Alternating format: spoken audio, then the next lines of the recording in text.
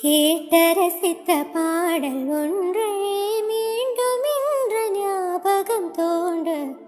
கேட்டு ரசித்த பாடல் ஒன்றே மீண்டும் இன்று ஞாபகம் தோன்ற. என்னை